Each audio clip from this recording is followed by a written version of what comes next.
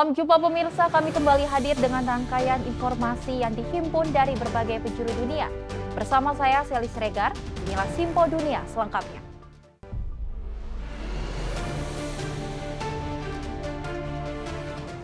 Ya, langsung saja pemirsa, para ekonom mengatakan model investasi Tiongkok di Afrika mendapatkan dukungan publik, meski ada beban utang pada banyak negara. Menurut pakar ekonomi dan warga, investasi Amerika Serikat bernilai miliaran dolar di Afrika kurang terlihat dan kurang berdampak pada kehidupan sehari-hari warga. Bisnis toko elektronik milik Catherine Kiura adalah salah satu dari ribuan toko di Kenya yang menjual produk baik dari Tiongkok maupun negara barat. Tapi menurut Catherine, produk Tiongkok paling cepat laku. There's first quality, second quality to fifth quality. So it depends with what the customer is asking for. Because we will sell something that a customer wants. If it's a bulb for 30 shillings, I have. If it's a bulb for 50 shillings, I have. Produk elektronik adalah wilayah target investasi perusahaan Tiongkok di Afrika. Menurut warga setempat, investasi seperti ini berdampak langsung pada kehidupan mereka sehari-hari. Vitu nyingi ambazo tunaziona kwa maduka zinatoka China. Tukisikia projekti za serikali, nyingi zake tunaona zinaendeshwa na wa China. So Amerika hata kama wanafanya investment, hatujawaona crowd. Tunasikia tu Amerika sijui, yani hatujawaona crowd huku chini. Menurut para ekonom, model investasi negara-negara asing ini menjadi kunci dalam persaingan pengaruh di seluruh Afrika. China has followed its money in. Whenever it's invested, unlike other lenders, it's actually followed its projects with the engineers, sometimes even to an extreme of having even their own workers. But then that's resulted in is you've had a very visible impact. Saat kunjungan ke 3 negara Afrika belum lama ini, Menteri Luar Negeri Amerika Antony Blinken mengatakan Amerika Serikat berinvestasi di benua itu tanpa memaksakan tingkat utang yang tidak berkelanjutan. Menurut ekonom Wahoro kepada VOA, perbedaan seperti itu penting. If you look in the overall picture of the debt stock, and by this I mean other types of debt beyond commercial, because China has been mainly commercial debt. The West is still ahead in terms of actual dollars on the ground, and also because if you include the Bretton Woods institutions, the World Bank and the IMF, then the totality of that bilateral and multilateral institutions, you could say this is still the West space. Dalam upaya untuk memperkuat hubungan dengan negara-negara Afrika, Gedung Putih telah mengumumkan akan menjadi tuan rumah untuk pertemuan tingkat tinggi para pemimpin Afrika pada tahun 2022 mendatang. Dari Arlington, Virginia, saya Helmi Yohanes dan tim VOA. Tak hanya itu pemirsa, seusai konferensi iklim COP26, negara-negara berupaya memulai pendanaan global untuk memerangi peningkatan suhu bumi yang mengakibatkan naiknya permukaan air laut. Para ilmuwan di Denmark mempelajari masa depan bumi yang makin memanas dengan meneliti lapisan es masa lalu. Di bawah cahaya redup agar tidak mencemari sampel, peneliti memotong sedimen beku dalam penjelajahan waktu ke ekosistem masa lalu.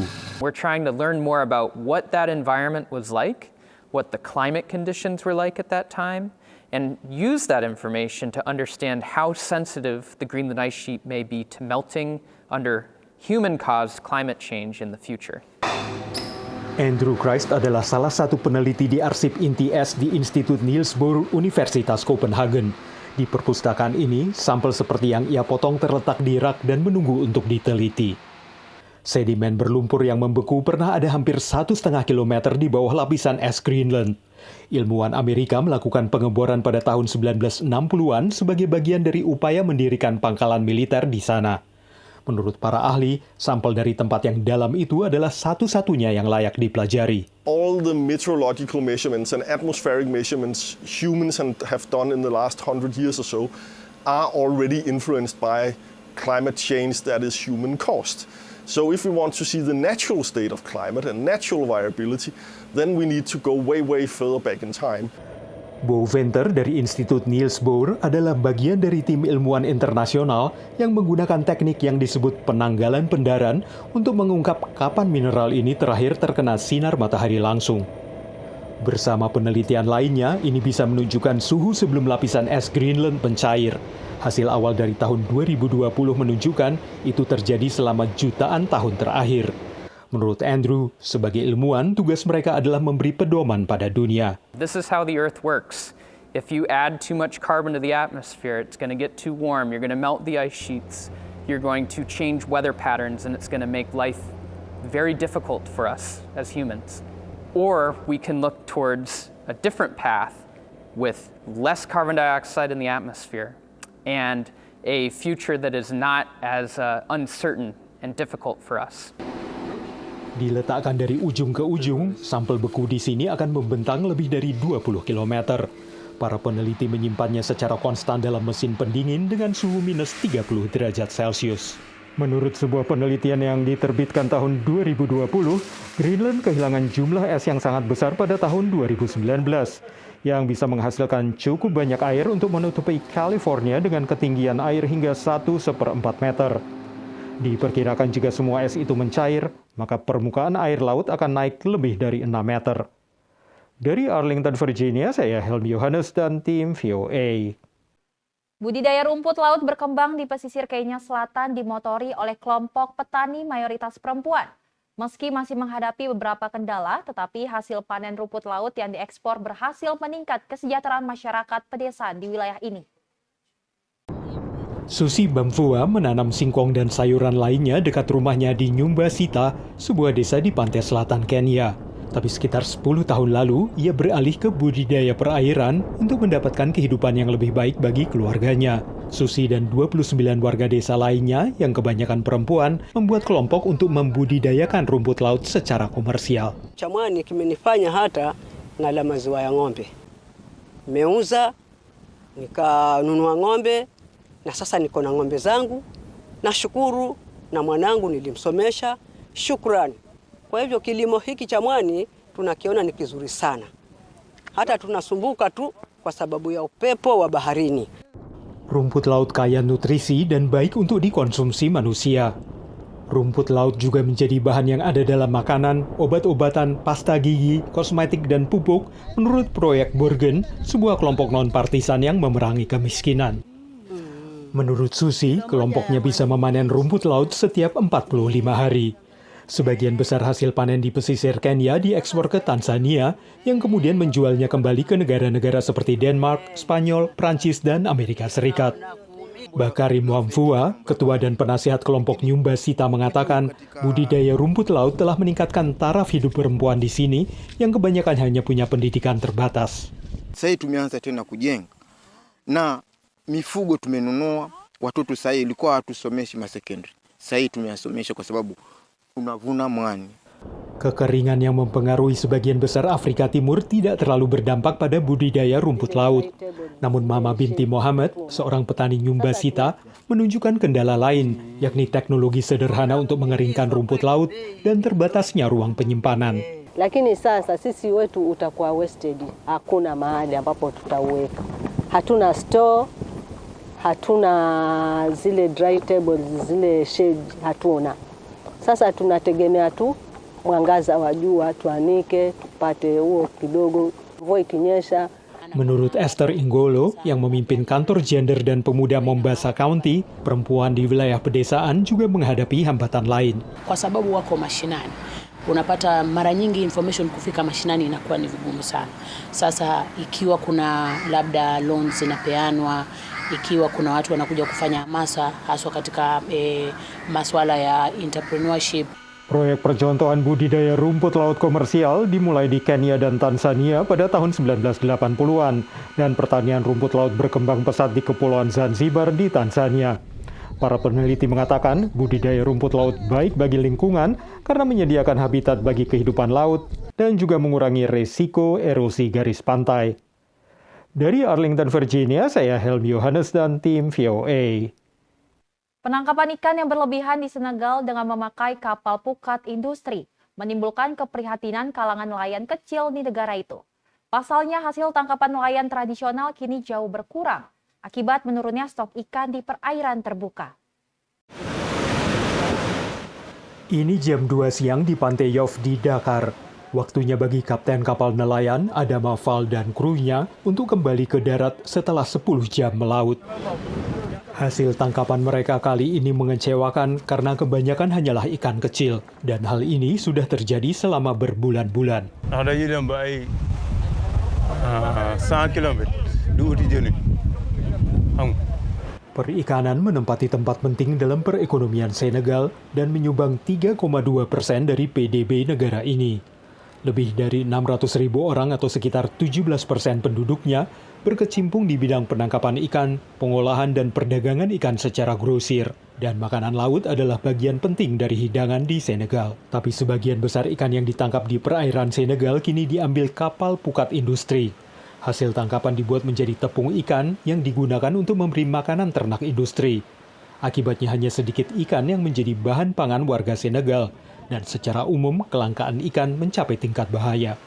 Menurunnya stok ikan, terutama spesies pelagis yang hidup di perairan terbuka, seperti sarden dan ikan-ikan besar pemakan lainnya, mencemaskan Kepala Asosiasi Perikanan Artisan Afrika Barat, Mozambique. Avant, on connaissait une raréfaction au niveau des espèces, principales espèces démersales côtières, qui étaient des experts dits Europe, qui faisaient l'objet d'exportation. En ce moment, les pélagiques côtiers se portait assez bien, mais aujourd'hui la situation s'est aggravée. Untuk melindungi industri perikanan, pemerintah Senegal telah membekukan izin penangkapan ikan. Tapi menegakkan larangan itu tidaklah mudah. Il y a des gens qui trichent. Et ils ont toujours comme alibi qu'il y a plus de poissons, c'est difficile, il faut qu'on mange, on ne peut pas rester comme ça, mais nous sommes obligés aussi, nous aussi, de faire appliquer la loi malgré. Menurut PBB, 90% wilayah perikanan dunia sudah ditangkap habis dan menghadapi kehancuran. Dan Senegal menjadi contoh masalah dunia itu, yakni masalah yang solusinya tidaklah mudah. Dari Arlington, Virginia, saya Helmi Yohanes dan tim VOA.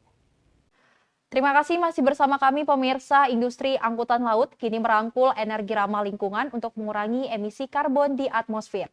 Beberapa jenis penggerak bertenaga angin dengan teknologi terbaru sudah diuji coba di sejumlah kapal, termasuk di 2 kapal terbesar di dunia.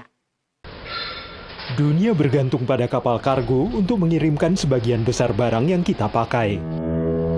Tapi kapal-kapal ini memakai bahan bakar kualitas rendah yang mengeluarkan sekitar 1 miliar metrik ton karbon dioksida ke atmosfer setiap tahun menurut Organisasi Maritim Internasional. Ini lebih banyak dibanding karbon yang dikeluarkan negara seperti Jerman. Munculnya aturan karbon internasional mendorong perusahaan pelayaran mengadopsi bahan bakar yang lebih bersih, baterai listrik, dan alternatif lainnya. Sebagian mempertimbangkan sumber energi gratis yang pernah dipakai semua kapal, yakni angin. Pretty much every vessel can take some type of wind propulsion. Gavin Allwright memimpin kelompok industri yang anggotanya ingin memakai lagi tenaga angin pada abad ke-21 dengan teknologi, material, dan desain baru. Ada layar layang-layang, layar sayap kaku, dan kolom berputar yang disebut rotor flattener. The wind hits the rotating cylinder, and it creates a pressure differential, and that creates thrust going forward. Sejumlah desain kapal baru ini akan sepenuhnya memakai tenaga angin. Teknologi angin juga dapat ditambahkan ke kapal yang ada untuk mengurangi persentase pemakaian bahan bakar.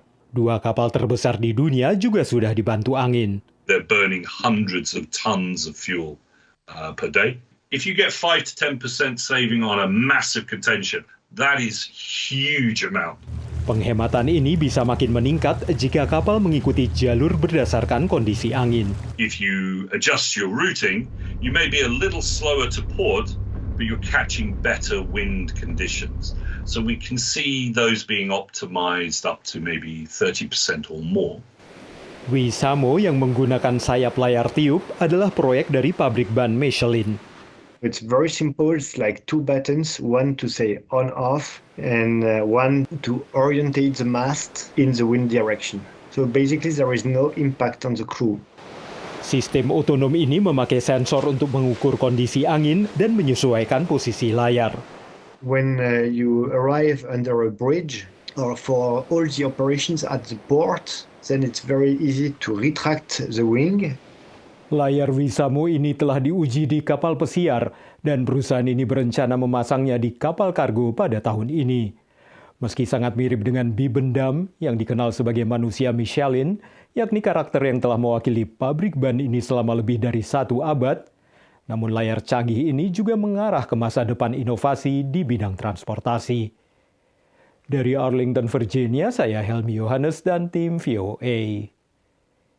Pemirsa, para produsen di Nigeria menghadapi kenaikan harga biji-bijian, terutama gandum akibat invasi Rusia ke Ukraina.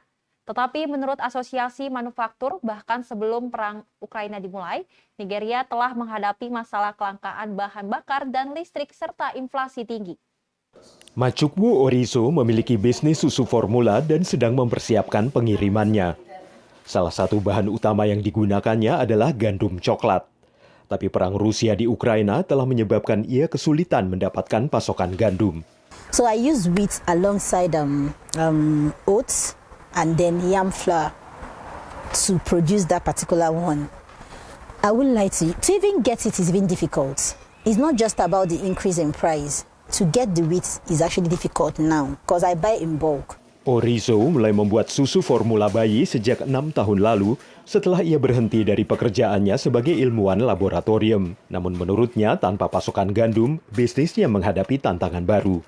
So I'm already trying to research on how to switch wheat for something else. What we have on mind for now is acha, that's fonio. Yeah, so I'm taking between now and Friday to make that decision. Nigeria mengimpor gandum senilai rata-rata $2 miliar pada tahun 2020 dan 2021. Sebagian besar dari Amerika Serikat dan Rusia, menurut Biro Statistik negara itu. Asosiasi Petani Gandum Nigeria mengatakan produksi gandum lokal hanya memenuhi kurang dari 10% kebutuhan negara ini.